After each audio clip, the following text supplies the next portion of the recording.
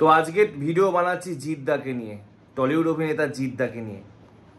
Seriously এত অপমান জিৎকে, ভিডিওটা পুরো শেষ অবধি দেখো। কি অপমান করেছে, কারা অপমান করেছে, তাদের প্রত্যেককে জবাবটা দেব।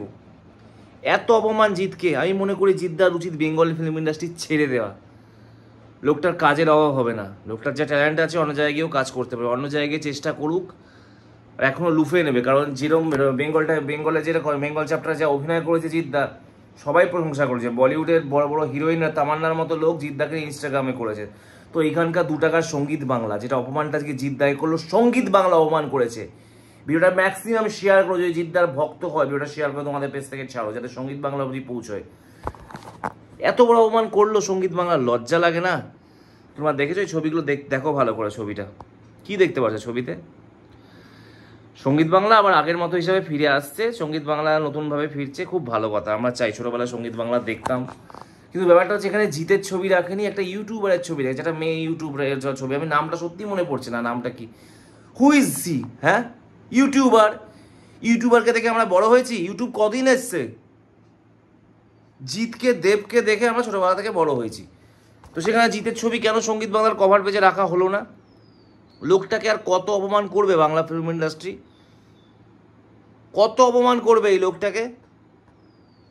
দিনের পর দিন অপমান করতে করে তার একদম শেষ করে দিল। তাই কোনো লোকটার দোষটা কি? সে কোনো রাজনীতি করে না, সে কোনো দলকে চাটে না, সে নিজের মতো কাজ করে যায়, এইটাই লোকটার দোষ। ও তো কাউকে নিয়ে নেগেটিভ কথা বলে না, পজিটিভ কথা বলে, কিন্তু নিজের মতো থাকে। তার জন্য ওকে এক ঘরে করে দিচ্ছে। তো এই ইন্ডাস্ট্রির কী উন্নতি হবে?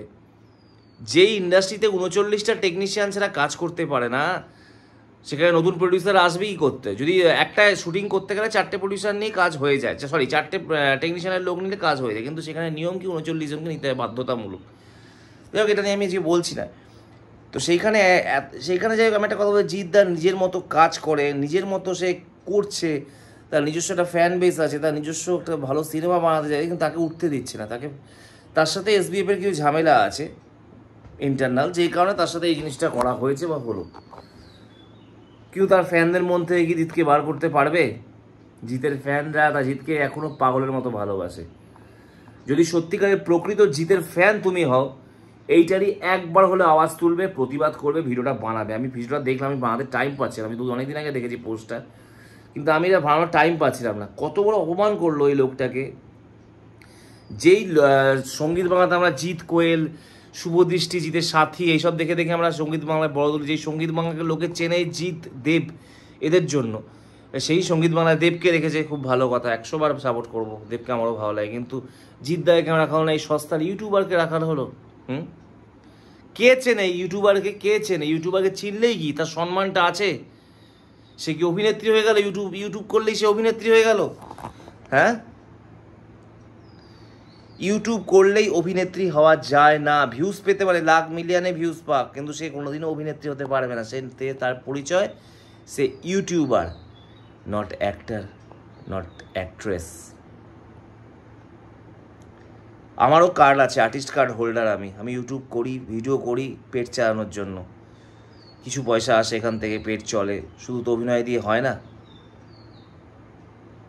তো ব্যাপারটা হচ্ছে যে আজকে জিতকে যেই অপমানটা করলো টলিউড ইন্ডাস্ট্রি, অবশ্যই যেন কভার পেজে ওইটা ছবিটা জিতের দেওয়া হোক, নাহলে মানুষ প্রতিবাদ করবে। কেউ সঙ্গীত বাংলা দেখবে না, সঙ্গীত বাংলা সবাই বয়কট করবে, যত জিতের ফ্যান আছে। এটা তো অপমান ছাড়া কিচ্ছু না। একটা লোককে কেন তার ছবিটা রাখা হলো না? আমার হচ্ছে কথা হচ্ছে এখানে, পদে পদে লোকটাকে অপমান হতে হয়েছে, পদে পদে, তাই সব কিছু তাকে বঞ্চিত করে দেয়।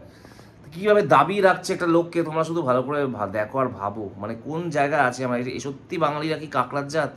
কোন উঠতে গেছে একটা লোক, বাংলা ইন্ডাস্ট্রি এত কিছু, তার পরিষ্কার বাংলা উচ্চারণ, তার সব কিছু এত ভালো, সেই লোকটাকে আজকে পুরো দাবিয়ে রেখে দিয়েছে। অদ্ভুত ব্যাপার, তাই না?